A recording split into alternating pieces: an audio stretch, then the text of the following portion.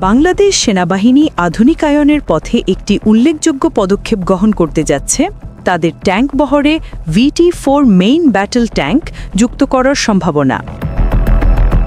চীনের নরেনকো দ্বারা তৈরি VT-4 বা MBT-3000 হল এমন একটি ট্যাঙ্ক যা বিদেশি বাজারে রপ্তানির জন্য ডিজাইন করা হয়েছে। সাম্প্রতিক প্রতিবেদনগুলোতে দেখা গেছে VT-4A1 মডেলের কিছু ইউনিট চীনে বাংলাদেশি ক্যামো প্যাটার্নে চলছে এবং সংবাদ মাধ্যমের তথ্যানুযায়ী বাংলাদেশি প্রযুক্তি দল ইতিমধ্যেই প্রি শিপমেন্ট পরিদর্শন করছে। এই খবরটি ফোর্সেস গোল 2030 নামে বাংলাদেশের দীর্ঘমেয়াদী আধুনিকায়ন পরিকল্পনায় একটি নতুন অধ্যায় শুরু করতে পারে।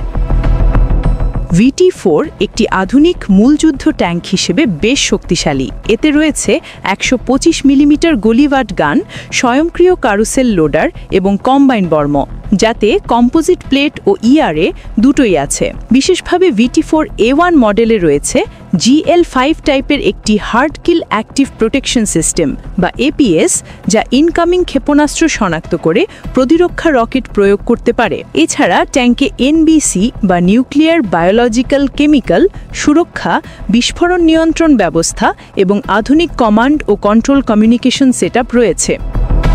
গতিশীলতার দিক দিয়েও VT-4 পিছিয়ে নেই। এটি 1200 হর্স পাওয়ার ডিজেল ইঞ্জিন দিয়ে চলতে পারে এবং টর্শন বার সাসপেনশন ব্যবহারে নিউট্রাল স্টিয়ারিং স্পেশালিটি রয়েছে, অর্থাৎ একই স্থানে ঘোরার সক্ষমতা।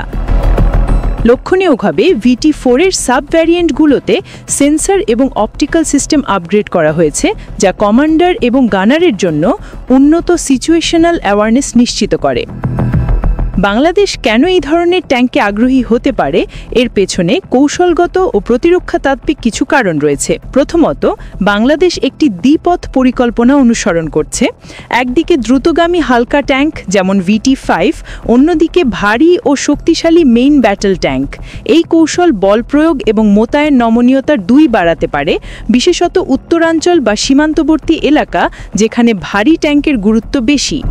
দ্বিতীয়ত, VT-4 এর আধুনিক বর্ম এবং APS প্রযুক্তি বাংলাদেশের প্রতিরক্ষা ক্ষমতা বৃদ্ধি করতে পারে, বিশেষত শত্রু ক্ষেপণাস্ত্র ও ট্যাঙ্ক বিরোধী হুমকির বিরুদ্ধে। তৃতীয়ত, বাংলাদেশ দীর্ঘমেয়াদে প্রতিরক্ষা শিল্প গড়ার পরিকল্পনা করছে এবং যদি VT-4 এর জন্য পার্টস, রক্ষণাবেক্ষণ ও মেরামতে কিছু স্থানীয় সক্ষমতা তৈরি করা যায়, তাহলে এটি বড় মূল্য সংযোজন হবে। প্রতিরক্ষা প্রতিবেদনের ভিত্তিতে বাংলাদেশ ইতিমধ্যেই ট্যাঙ্ক মডার্নাইজেশন ও মেইনটেনেন্স ইনফ্রাস্ট্রাকচারে আগ্রহী, তবে কিছু চ্যালেঞ্জও আছে। প্রথমত, VT-4 চূড়ান্ত চুক্তি বা ক্রয় সম্পর্কিত অফিসিয়াল ঘোষণা সীমিত, যদিও প্রি-শিপমেন্ট ইন্সপেকশন চলছে, কিন্তু সরকার বা নরেনকো পক্ষ থেকে পুরোপুরি নিশ্চিত তথ্য সব খবরেই নেই।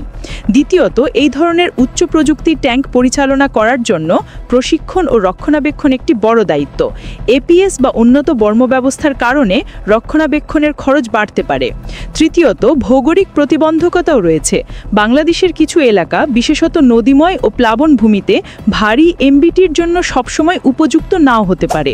সামগ্রিকভাবে VT-4 ট্যাঙ্ক যদি বাংলাদেশি ক্যামো প্যাটার্নে আসে এবং চুক্তি সত্যি বাস্তবায়ন হয়, তাহলে এটি সেনাবাহিনীর প্রতিরক্ষা শক্তিতে বড় পরিবর্তন আনতে পারে। এটি কেবলমাত্র একটি নতুন ট্যাঙ্ক নয়, এটি একটি প্রতিরক্ষা যুগান্তর, যা উন্নত প্রযুক্তি, মোতায়েনের নমনীয়তা ও কৌশলগত ভারসাম্য একসাথে এনে দেবে। তবে সবকিছু নির্ভর করবে চূড়ান্ত ক্রয় সংক্রান্ত তথ্য, রক্ষণাবেক্ষণ দক্ষতা এবং দীর্ঘমেয়াদী পরিকল্পনার উপর।